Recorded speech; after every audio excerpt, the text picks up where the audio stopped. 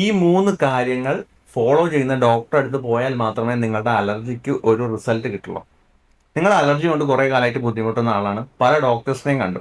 പക്ഷെ നിങ്ങളുടെ പ്രശ്നങ്ങൾക്ക് കറക്റ്റ് ഒരു സൊല്യൂഷൻ കിട്ടിയിട്ടില്ല. നിങ്ങൾ ആ മിക്കവാറും ഒരു ഡോക്ടറെ അടുത്ത് ചെന്ന് കഴിഞ്ഞാൽ ഡോക്ടർ എന്ത് ചെയ്യും? ഇത് അലർജിയാണ്. ഇത് കുറേ കാലമായിട്ടുള്ള പ്രശ്നങ്ങളല്ലേ. ഇതിന് നമുക്ക് മെഡിസിൻസ് എടുക്കാം. പക്ഷെ അത് പെട്ടെന്ന് നിർത്താനൊന്നും പറ്റുന്നതല്ല. സ്ഥിരമായിട്ട് എടുക്കേണ്ടി വരും. അലർജിക്ക് അങ്ങനെ പ്രത്യേകിച്ച് മരുന്നൊന്നുമില്ല. നമുക്ക് സിംറ്റംസ് കുറയ്ക്കാൻ. ഇത് പറയുന്നതോടുകൂടി തന്നെ പലപ്പോഴും പേഷ്യൻസ് ഡൗൺ ആവും. എന്നാൽ നിങ്ങൾ കാണുന്ന ഡോക്ടർ ഈ 3 കാര്യങ്ങൾ ഫോളോ ചെയ്യുന്നില്ല എന്നൊന്ന് ശ്രദ്ധിക്കാം.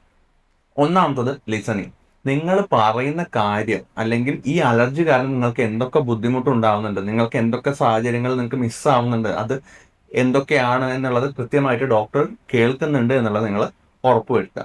രണ്ടാമത്തത് എക്സ്പ്ലനേഷൻ. നിങ്ങളുടെ അലർജിയുടെ കാരണങ്ങൾ, എന്തുകൊണ്ടാണ് ഈ പ്രശ്നങ്ങൾ വരുന്നത്, നിങ്ങൾക്ക് മൂക്കടപ്പ് ഈ സമയത്ത് വന്നു, എന്താണ് അതിന്റെ പിന്നിലുള്ള കാര്യങ്ങൾ, എന്ത് വേണം ഇത് ഒഴിവാക്കാൻ, എങ്ങനെയാണ് ഇത് ഓവർകം ചെയ്യാൻ പറ്റുക എന്നുള്ള ഒരു കൃത്യമായ എക്സ്പ്ലനേഷൻ ഡോക്ടറുടെ കയ്യിൽ നിന്ന് കിട്ടുന്നുണ്ടോ എന്നുള്ളത് നോക്കുക. മൂന്നാമത്തത് കെയറിങ്.